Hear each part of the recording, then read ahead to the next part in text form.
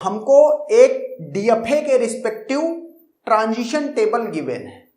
Question है क्या ये डीएफए मिनिमाइज्ड डीएफए है, ऑप्टिमाइज्ड डीएफए है, ओके। और अगर नहीं है तो इसको हमें कन्वर्ट करना है ऑप्टिमाइज्ड डीएफए में, और साथ में ये बताना है कि जो ऑप्टिमाइज्ड डीएफए होगा, जो मिनिमल डीएफए होगा, उसमें स्टेट्स कितनी है, ओके। तो ये ट्रांजिशन टेबल गिवन है और इसी डीएफए के रिस्पेक्टिव ये उसका स्टेट डायग्राम है, ओके। अब ऑप्टिमाइज्ड डीएफए या मिनिमल डीएफए क्या होता है, उसमें इक्वल स्टेट्स और अनरीचेबल स्टेट्स नहीं होती हैं। अगर इस ट्रांजिशन डायग्राम को आप देखो तो स्ट्रेट फॉरवर्ड आप बोल सकते हो कि जो स्टेट 4, 5, 6 और 7 है, इन पर कभी भी रीच नहीं किया जा सकता है। मतलब ये जो स्टेट्स हैं, ये स्टेट्स क्या हैं, अनरीचेबल स्टेट्स, ओके। तो ये सीधे सीधे एलिमिनेट होंगी। कौन कौन सी, 4, 5, 6, 7। मतलब आप क्या करोगे, 4 के रिस्पेक्टिव, 5 के रिस्पेक्टिव, 6 के रिस्पेक्टिव, 7 के रिस्पेक्टिव जो ट्रांजिशंस हैं वो पहले ही डिलीट कर दिए जाएंगे। क्यों? क्योंकि ये जो ये जो स्टेट्स हैं ये अनरीचेबल स्टेट्स हैं। तो ये कभी भी ऑप्टिमाइज्ड डीएफए में या मिनिमल डीएफए में ये स्टेट्स कभी नहीं होंगी। अब चेक करेंगे, अब क्या चेक करना बचता है, अगर ये स्टेट्स नहीं होती तो सीधे हम यहां से स्टार्ट करते। अब चूंकि अनरीचेबल थी तो पहले अनरीचेबल स्टेट्स को रिमूव कर दिया। अब चेक करेंगे कि क्या कोई इक्वल स्टेट्स हैं। इक्वल स्टेट्स को चेक करने का ये तरीका है। अनरीचेबल को चेक करने के लिए आप डीएफए में चेक करेंगे कि हर स्टेट पर इनिशियल स्टेट से आप पहुंच पा रहे हैं मतलब रीचेबल है, नहीं पहुंच पा रहे हैं मतलब वो स्टेट्स जिन पर नहीं पहुंच पा रहे हैं इनिशियल स्टेट से वो अनरीचेबल है, ओके। अब हम यहां से ये पाई 0 लिखेंगे। पाई 0 किसके बेसिस पे होगा, based on final and non final states. तो state number 3 is the final and the remaining are 0, 1, 2। ये क्या है, नॉन फाइनल, 3 फाइनल है, ओके। ये कर दिया हमने। इसका नाम दिया ग्रुप G1 और इसका नाम दिया ग्रुप G2, ओके। नाउ अब क्या करेंगे, पाई 1 कंप्यूट करेंगे। पाई 1 करने के लिए हम क्या करते हैं, 0, 1 और ये 2 ये करते हैं, यहां से A और यहां से ये B, ओके। 0 पर A का ट्रांजिशन 1 है, 1 किस ग्रुप में है, G1 में। 0 पर B के ट्रांजिशन पे क्या है, 0, 0 किस ग्रुप में है, G1 में है, ओके। 1 के लिए सिमिलरली 1 पे A का ट्रांजिशन 0, 1 पर A का ट्रांजिशन 0, 0 किस ग्रुप में है, G1। 1 पर B का ट्रांजिशन क्या है, 2, 2 किस में है, G1 में, तो ये भी G1 आ गया।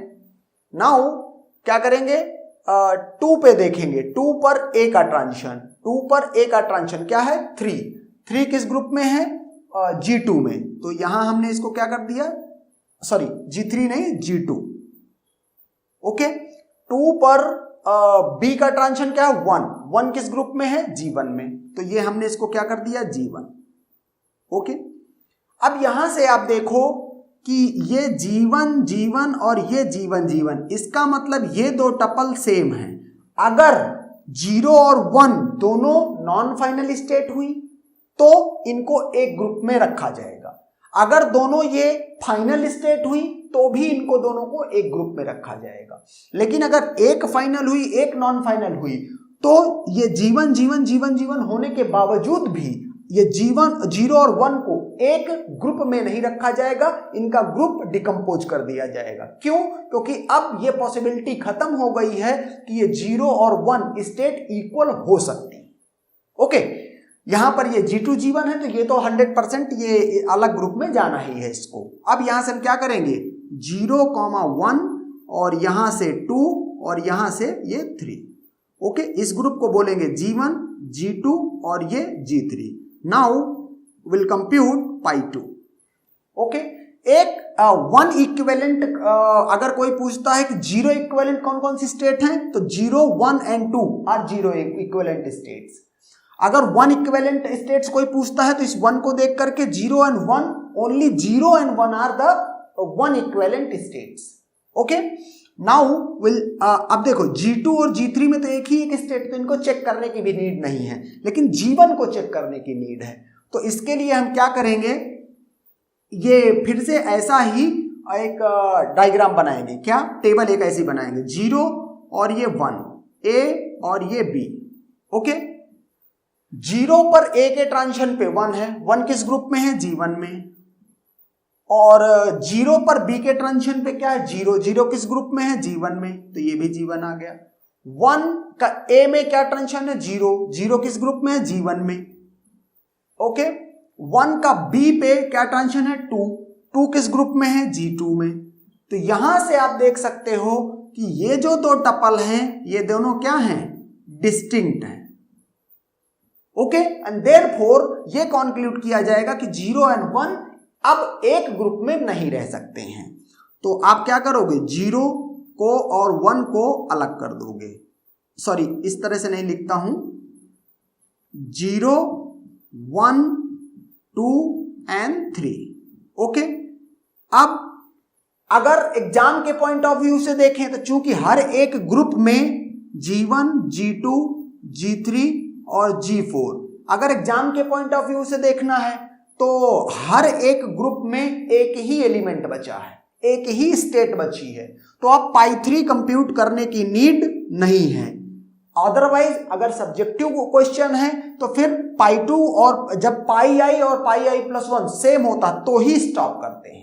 तो इस केस में हम क्या करेंगे, पाई 3 भी कंप्यूट करेंगे। अब चूंकि यहां पर एक ही स्टेट है तो कोई ये दो टपल नहीं मिलेंगे कंपेयर करने के लिए, तो फिर पाई 3 भी क्या हो जाएगा, ये 0, 1, 2 और ये 3 बिल्कुल सेम रहेगा पाई 2 की तरह।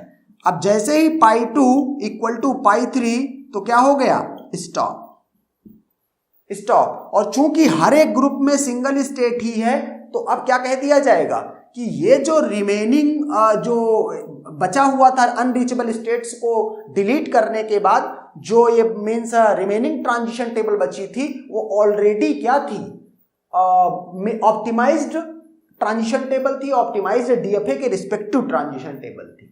ओके, या कह लो कि जो ये इतना स्टेट डायग्राम है ये क्या है, ऑप्टिमाइज्ड डीएफए है।